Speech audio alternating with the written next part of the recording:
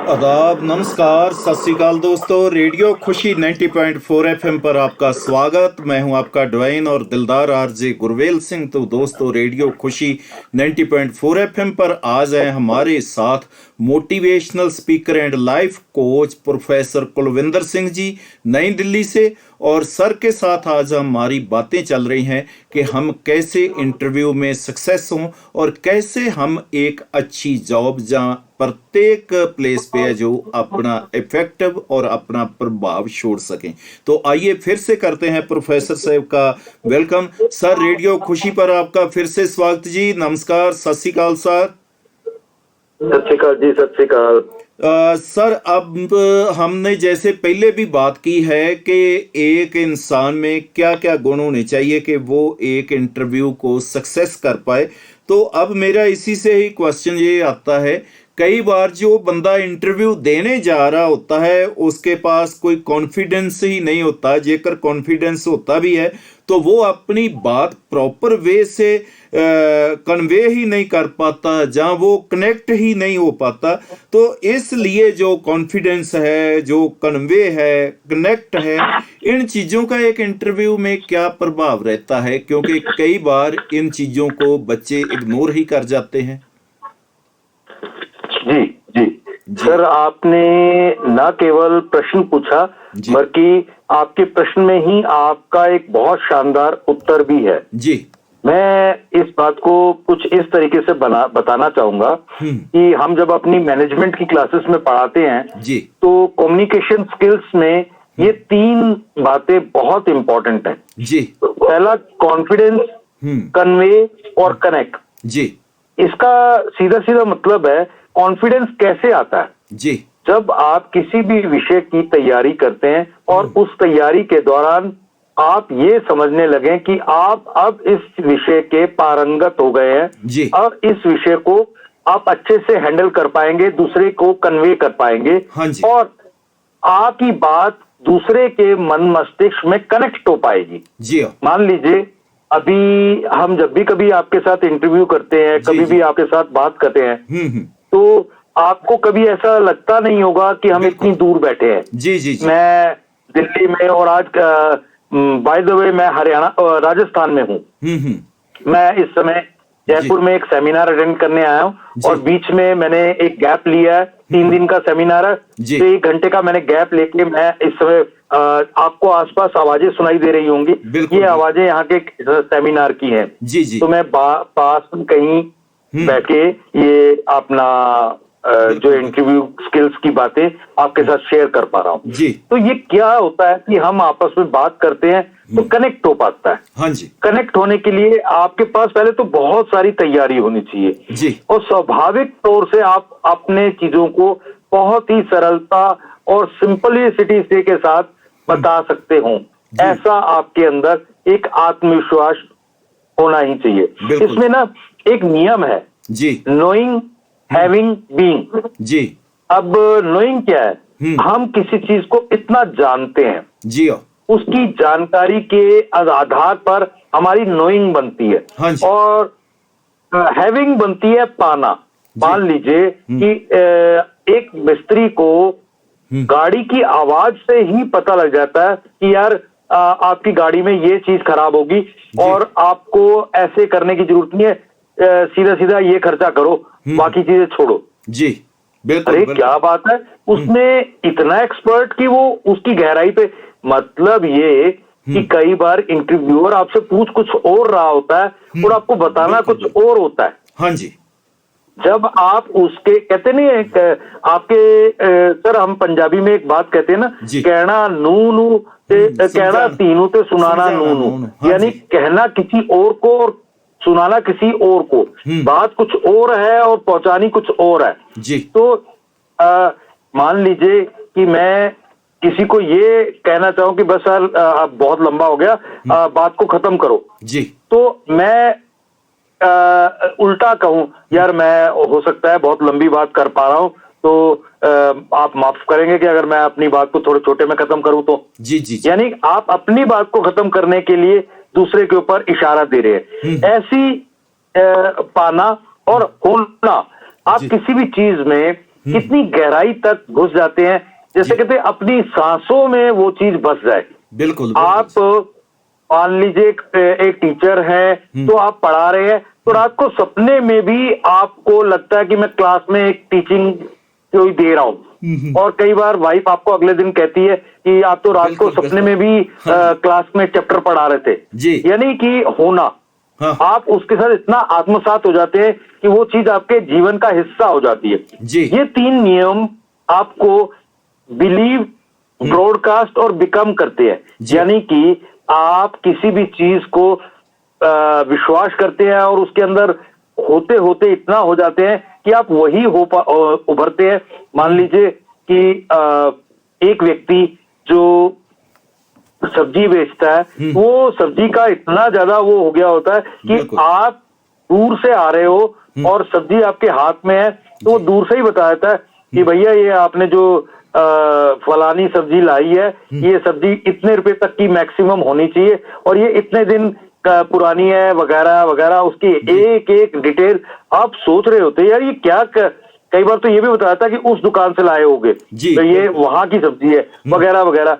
मतलब कोई भी अपनी चीजों में एक्सपर्ट होने के लिए उसकी गहराई से जान पहचान करेगा, और उसके बाद आप, क्योंकि आपने जो बात कही कि 1000 लोग बैठते हैं, 2 का सिलेक्शन होता है, तो वो देख क्या रहे होते हैं कि ये हमारी कंपनी के लिए कितना उपयोगी रहेगा। बिल्कुल बिल्कुल जी। इसको हम तनख्वाह देने वाले हैं, फ्री में तो नहीं बिठाने वाले। कल को ये अपने आप काम करेगा कि इसके पीछे भागना पड़ेगा, इसको जानकारी भी है कि नहीं, ये इसमें रचा बसा है, इसको काम करने का आनंद आता है कि नहीं जी। एक बार रविंद्रनाथ टैगोर ने कहा था, मैं सोया तो मुझे आनंद आया, मैं जब जागा तो मैंने देखा कि मेरे सामने स्टूडेंट्स बैठे हैं जी, और मैं उनको पढ़ाने लगा और मैं उसमें सेवा करने लगा, और जब सेवा में मेरे को आनंद आया तो मुझे लगा जो मैं एक्चुअली में सोचने में या सोने में आनंद महसूस कर रहा था वो नहीं है। आनंद तो उसमें है जो चीज आपको करने में मजा आए जी। तो इंटरव्यू स्किल्स कुछ ऐसी ही है जिसमें आपको इतनी गहराई से तैयारी करनी पड़ती है कि जाते ही पहली बार, ये ऐसा नहीं है कि आपको बार बार बार बार चांस मिलेंगे तो उससे आपसे एक्सपर्ट हो जाओगे, नहीं, आपको तैयारी पहली बार में ही बहुत अच्छी करके जानी है। बिल्कुल जी बिल्कुल। और इसके साथ ही सर एक ये भी बात रहती है कि इंटरव्यू में हमने किसी को प्रभावित करना है, जहाँ सरल रहना है, जरूरी क्या है, क्योंकि इसमें ही बच्चा कई बार कंफ्यूज हो जाता है, बड़े भी कंफ्यूज हो जाते हैं। कई बार हम दूसरे को प्रभावित करने के चक्कर में अपने आप की सरलता ही भूल जाते हैं, और कई बार हम इतने सरल हो जाते हैं कि दूसरे लोग हैं जो वो हमें अंडर एस्टिमेट कर देते हैं। जी जी जी बिल्कुल सर।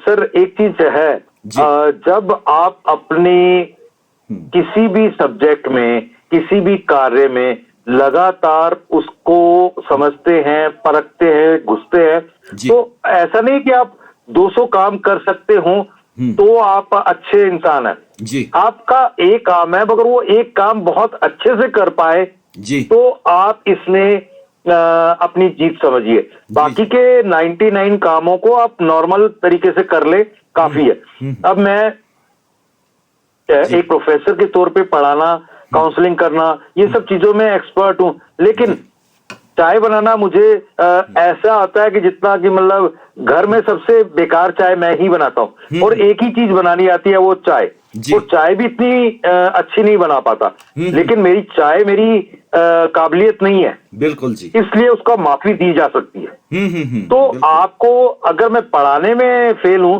तो फिर मुझे कोई माफी नहीं दी जा सकती। जी जी बिल्कुल। तो कहने का भाव है कि आपको अपने सब्जेक्ट के लिए सिंपल तो होना ही पड़ेगा जी, सरल तो होना ही पड़ेगा, प्रभावित तो करना ही पड़ेगा, लेकिन उन सब चीजों के लिए आप अलग से एफर्ट्स डालें उसकी जरूरत नहीं है।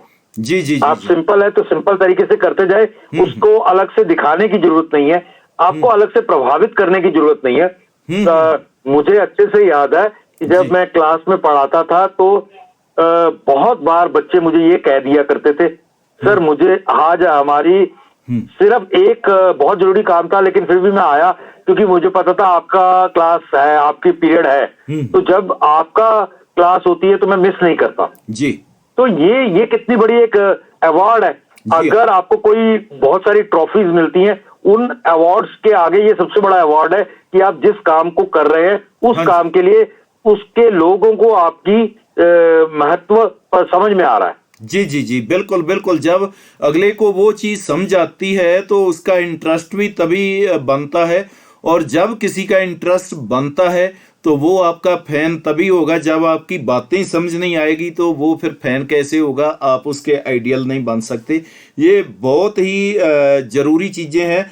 तो सर इसके साथ साथ ही मेरा क्वेश्चन यही रहेगा कि जब हम लोगों ने इतने सरल होना है, जहाँ इतनी अपने पास उसकी नॉलेज रखनी है, तो एक जो नया बच्चा इस फील्ड में आता है तो उसके पास सरल होने के क्या क्या और फायदे हो सकते हैं उसको, जब वो सरलता से काम करेगा तो?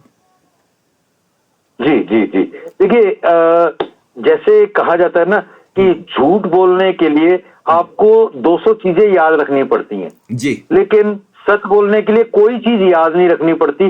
जो हुआ है उसी को एज इट इज आप बोल दीजिए, उतना ही सच होता है। जी। तो सेम बात है आपके सरलता के लिए। जी, आपको सरल होने के लिए कोई स्पेशल चीजें नहीं करने की जरूरत। आपको सरल होने के लिए एक तो सबसे इंपॉर्टेंट चीज है कि रेजिस्टेंस। आप किसी भी काम को लगातार परसिस्टेंस से करते रहे। जब आप करते रहेंगे तो उस काम के अंदर पारंगत हो जाएंगे और प्रभावित भी कर पाएंगे, और सबके लिए आप प्रतिभा भी आपकी बढ़ती रहेगी। कुछ समय बाद आप और चीजें सीखेंगे, और चीजें बढ़ाएंगे। ये और दूसरी बात, आप रिफॉर्म करेंगे। रिफॉर्म का मतलब है अपने अंदर जो जो चीजें हैं उन चीजों को पहले से और नए तरीके से, नए एंगल से, नए विचारों से उनका समावेश करेंगे। तो आप मान लीजिए कि आप आईटी सेक्टर में जाना चाहते हैं, तो आईटी सेक्टर में रोज नई लैंग्वेजेस आ रही हैं, रोज नई डेवलपमेंट आ रही हैं। तो आप केवल बीटेक करके आप चले जाएंगे तो आपको 99.9% सक्सेस नहीं मिलेगी। वहां पे जो लोग सेलेक्ट हो रहे होंगे वो आज की क्या क्या नॉलेज और अपडेशन है उनको भी सीख कर जाएंगे, तो उनको वहां पे सिलेक्शन मिलेगी। और रिवाइव, कभी भी इंसान ये मत सोचे यार मेरे तो अब ये वाली पोस्ट पर 5 साल हो गए हैं, अब नई पोस्ट के इंटरव्यू देने जाना है तो क्या कर रहा है, अब वो जो पुराने तैयारी है उसके साथ चला जाता हूं, हो गया तो हो गया, नहीं तो इसी में धीरे धीरे प्रमोशन होती रहेगी। तो आप मान के चले आपकी कभी कोई प्रमोशन होगी ही नहीं। हाँ जी, क्योंकि आप अपने आप को रिवाइव नहीं कर रहे। अपने आप को कहते ना, एक जी साबुन का महत्व इस बात से है कि वो गंदे कपड़े को साफ तो हर कोई साबुन कर देगा जी, मगर अच्छे साफ कपड़े को और सुपर साफ कर दे वो साबुन कमाल का है। बिल्कुल। यानी कि आपका नॉलेज नॉर्मल हो तो कोई किसी के पास भी नॉर्मल होगा, आपका नॉलेज सुपर नॉलेज होगा तो ही आप बाकियों से अलग, आगे और बेहतर नजर आएंगे। बिल्कुल जी, बहुत बढ़िया सर आपने बताया। आशा करते हैं कि ये सारी बातें हमारे लिसनर्स को अच्छी लगेगी, और मैं अपने लिसनर्स को बता देना चाहता हूं कि professor Kulwinder Singh ji, motivational speaker and life coach, New Delhi से आज हमें ये बता रहे हैं कि एक जो इंटरव्यू देने के लिए जा रहा है उसमें क्या क्या योग्यताएं चाहिए, कैसी उसकी तैयारी चाहिए, ताकि वो अपनी इंटरव्यू में असफल ना हो, सफल होए, और जिस पर्पस के लिए जा रहा है, जो उसने ड्रीम सिरजा है, वो ड्रीम उसको मिले। तो अभी ले रहे हैं एक छोटा सा ब्रेक। इस ब्रेक के बाद हम फिर बहुत जल्द लौटकर वापस आएंगे और करेंगे खूब सारी बातें हमारे आज के विद्वान स्पीकर प्रोफेसर कुलविंदर सिंह जी से। तो आइए लेते हैं ये छोटा सा ब्रेक।